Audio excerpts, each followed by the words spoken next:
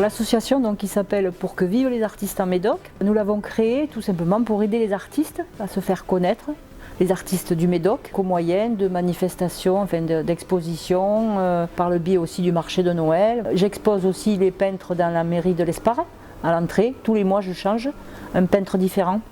On essaie d'aider les artistes pour être le plus connus et reconnus. Tous les artistes, parce que pour moi l'art c'est au plus sens large du terme.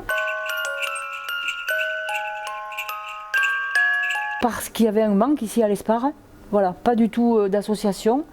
Et quand je me suis retrouvée à la retraite, j'ai dit il faut faire quelque chose. Moi-même j'écris, donc bon, j'avais un petit côté artistique quand même. Mais bon, j'ai dit je ne vais pas me contenter que des écrivains, je vais essayer de prendre le plus d'artistes possible. Là, on est 85 adhérents à peu près, dans l'espace d'un peu plus d'une année.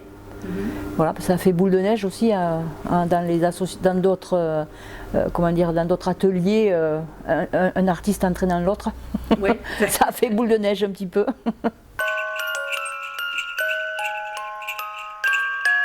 On sortait du confinement. L'année dernière, donc au mois de septembre, j'ai dit c'est pas possible, il n'y a rien de prévu à l'Espare pour un marché de Noël, et les enfants qui arrivent, qui sortent, enfin comme les grands d'ailleurs, qui sortaient du confinement, il n'y a rien, il n'y a pas un manège, rien du tout. J'ai essayé de trouver le plus de contacts possible, qui peut venir avec un manège, voilà, j'ai travaillé pendant 2 mois sur ce projet, qui était un peu court depuis le mois de septembre aussi, c'était sans connaître personne. Mais bon, finalement on est bien arrivé, et puis je pense qu'on a bien réussi pour une première édition. Il faut savoir que le marché de Noël est financé par tous les commerçants et artisans de la zone. Donc ce qui fait qu'on a pu faire plein de choses gratuites, la calèche avec les chevaux gratuits, les balades à poney, la mini-ferme, enfin voilà, le maximum de choses gratuites, et là on a revu un peu les étoiles dans les yeux des enfants.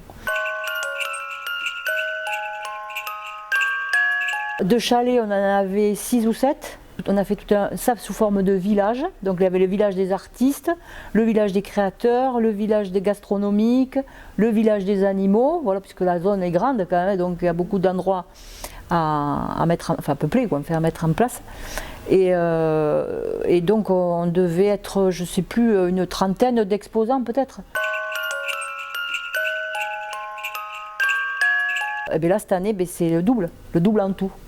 Le double en tout de jeux, le double en tout d'animaux, le double en tout d'exposants. L'année dernière, c'est moi qui cherchais les exposants. Cette année, c'est eux qui viennent vers moi, du coup. Et on était même partis cette année pour faire venir une patinoire. J'avais même Candeloro qui était d'accord pour venir. Mais bon, forcément, avec les problèmes énergétiques, ça posait quand même des gros soucis. On ne savait pas où on allait. Donc, on n'est qu'à la deuxième édition. Donc, j'ai dit, on verra ça à la 3e. J'ai sollicité les écoles publiques et privées de l'Espare. J'ai sollicité la maison de retraite et gentiment, tout le monde s'est mis à ma disposition pour me faire des décorations qui vont être sur le sapin, qui vont être sur les chalets, qui vont être sur les buvettes. Voilà, tous les jeunes et les moins jeunes se sont mis au travail pour pouvoir faire toutes ces décorations, et je trouve ça génial parce que c'est vrai qu'au moins c'est toutes les générations qui s'y mettent pour faire quelque chose de sympa.